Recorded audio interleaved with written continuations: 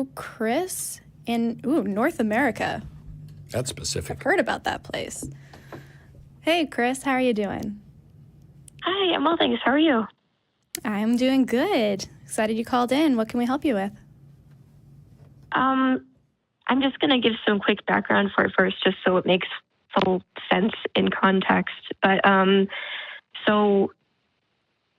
I do need to include this story just to give you some background, and I understand that it might be a sensitive topic for some people. It doesn't really bother me anymore, but it might bother other people.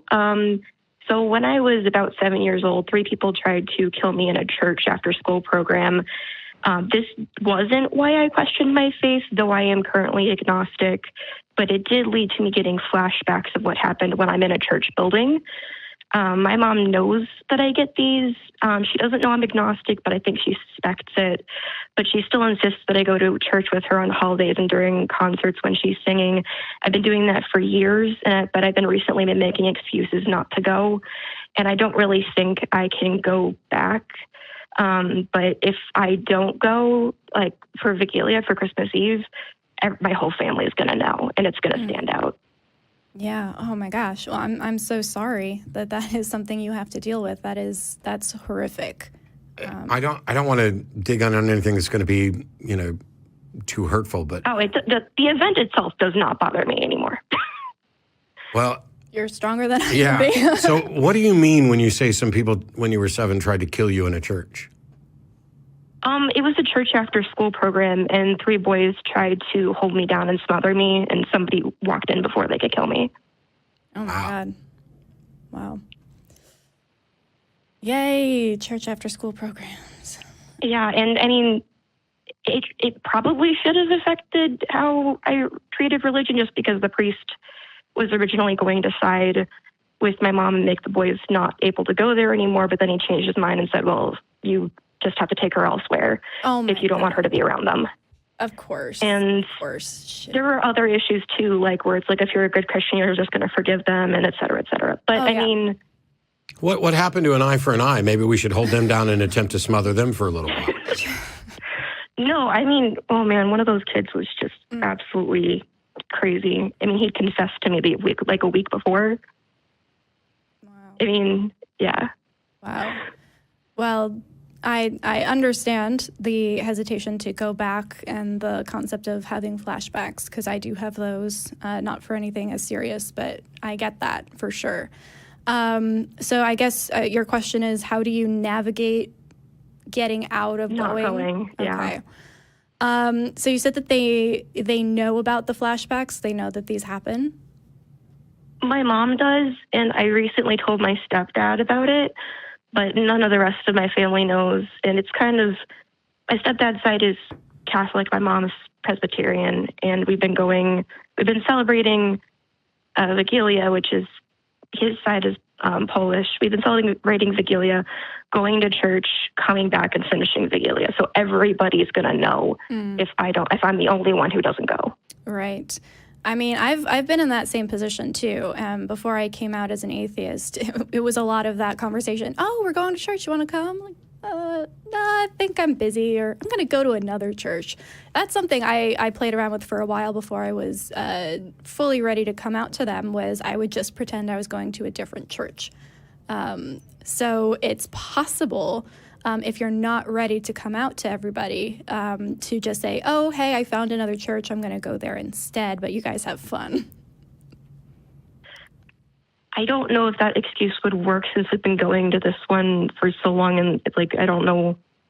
I think she would not believe it. That's fair. And I think it's kind of a yes or no kind of an option right now, and Do you feel safe saying no? Like, are you going to lose access to resources that you need to survive if you say no?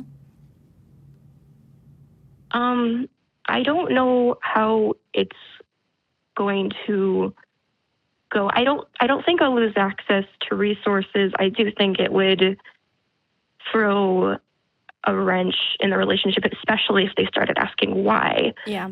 And her suspicions were confirmed. I mean, we almost had that conversation once, and it was a lot of, like, that's when she started insisting that I start going again. Yeah. And it just didn't go well. I mean, it was civil, but I mean, it was almost like I was a totally different person Right. to her if I wasn't Christian. Yeah. Yeah, that is definitely the hump you have to get over. I think for me, my decision would come down to what's going to cause you the most emotional relief. Which one is going to, because it seems like you're kind of at an either or situation here. You said like a yes or no. So which one of those is going to be best for you emotionally and mentally? Would it be easier for you to go through this holiday season and be forced to confront certain flashbacks and certain emotions and be in a position where you feel like you have to go? Or is it going to be easier for you to kind of cut ties with that part of your life and let your family know where you stand? Unfortunately, I can't make that decision for you. That's a very personal one. But I think put yourself first. Make sure that you're doing what you think is best for you. Yeah, I don't have any issue with, certainly I don't recall anybody ever trying to kill me in church, and I don't have flashbacks. So setting that part aside, I had to make a decision about whether or not I was more comfortable with people liking me for me and knowing who I was, or if I would pretend. But even after I was an out atheist, and like after Beth and I got married, of course, everybody in her family knew I was an atheist because I was already hosting the TV show then. But it didn't keep me from going to church for special events and things. And that really made some things clear to people who had questions about me. Now, I realize I'm talking about something different from my own parents. My own parents' view on it is, God gives you free will to make your choice, and you made your choice, and we're going to leave it in God's hands.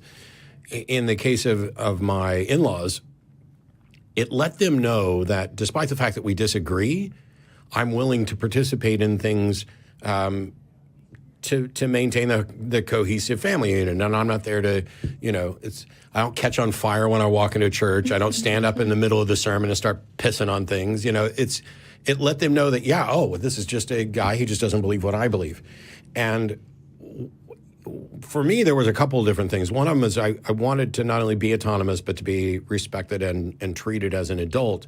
And the notion that someone would withhold love or respect or anything else merely because we didn't agree on something that, by the way, they can't argue successfully for, was really troubling to me. And I finally just made up my mind. And I did it again this March with the birthday card that I read. Mm-hmm.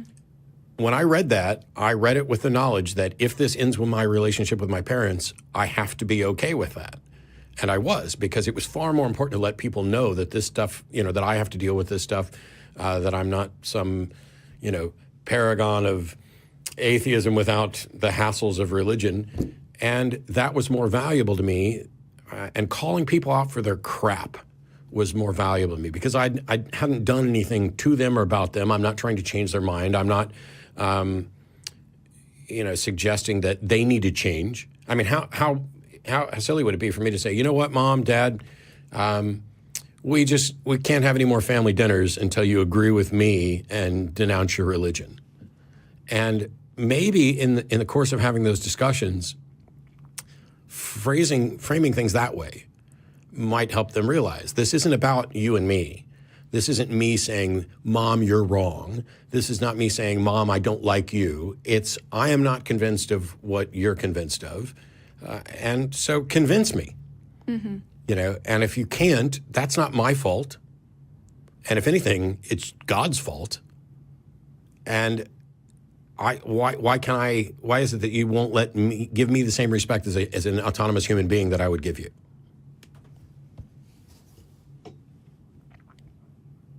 Yeah, I know that wouldn't go over well with her, but I totally understand what you mean. It didn't go over particularly well with some of my relatives either, but it went over well with me, and I am personally far happier having done that and knowing that I took honest steps and was respectful, and that I could argue both sides of this better than they could, and instead of using that to beat people up, I just use it to expose the fact that one of us has definitely taken this seriously when it comes to looking into the evidence, and the other one has taken it seriously in the sense of accepting what they've been told. And there's a difference between those, and one of them is far more problematic than the other. Yeah, I think ultimately, if you just either way you decide, feel free to call back and let us know kind of what happened and what you dealt with. We'll be here to listen and to support you. And also, have you heard of Recovering from Religion? I was actually watching through the backlog. Somebody only told me today in the Discord chat about Talk Heathen, because I was originally thinking of calling into the Atheist Experience because that's the only show I know about. And I've been starting to watch the backlog, and I just saw an episode where they talked about that, so I know where the number is.